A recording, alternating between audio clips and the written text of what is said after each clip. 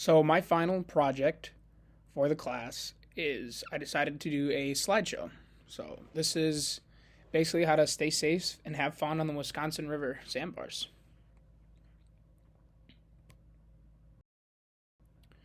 So to begin my history on the river, I've been going out on the river ever since I was a kid. I mean, my dad, he's had a boat, and it's a big pastime for my family.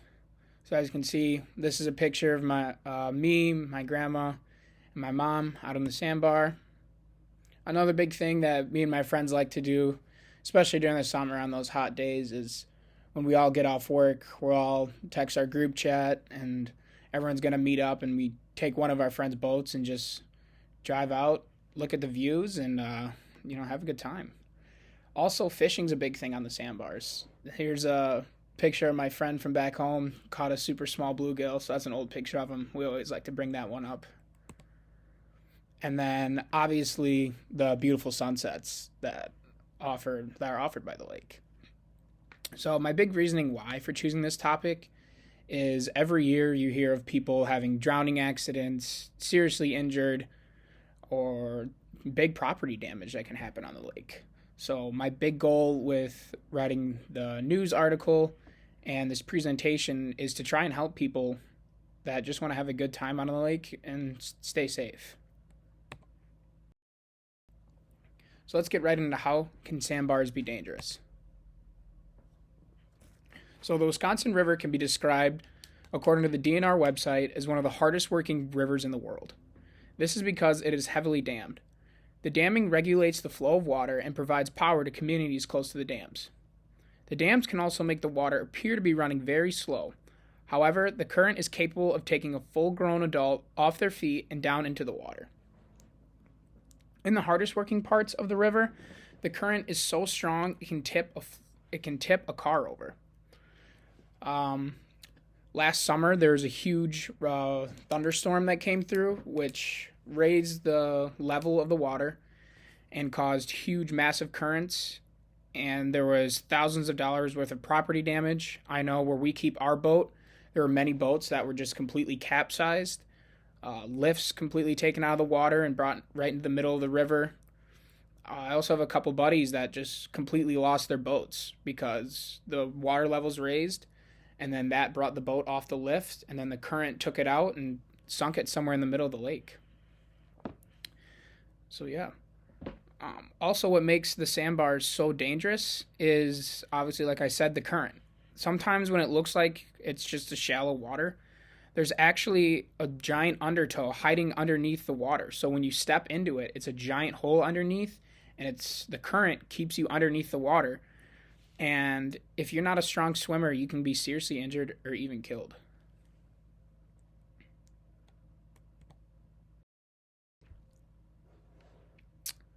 I decided to reach out to a professional, that's someone that has a little bit of ethos in this topic. So I reached out, went to the DNR website, and I was able to get in contact with Conservation Warden Alan Erickson.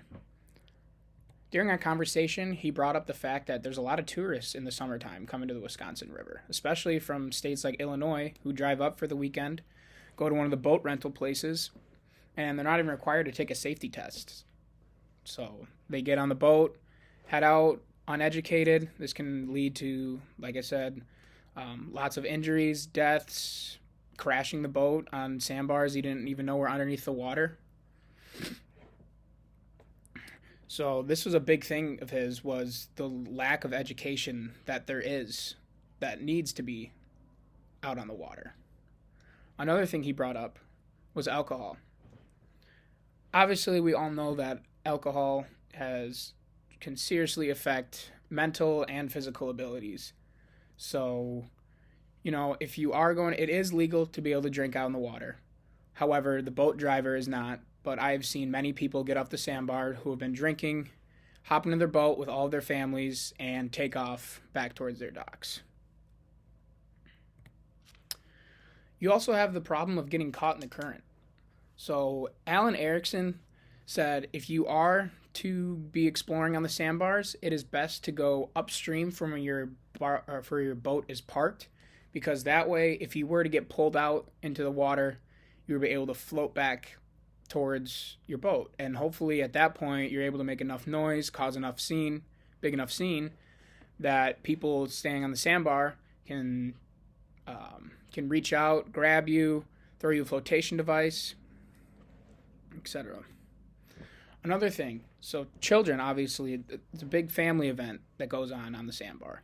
So he said, if you have children, you should always make sure you have an eye on them, explore the river with them, help educate them even more. And make sure they're wearing life jackets as well, because obviously kids are not as strong swimmers. They get caught in the current. It's best that they have a flotation device on for proper safety.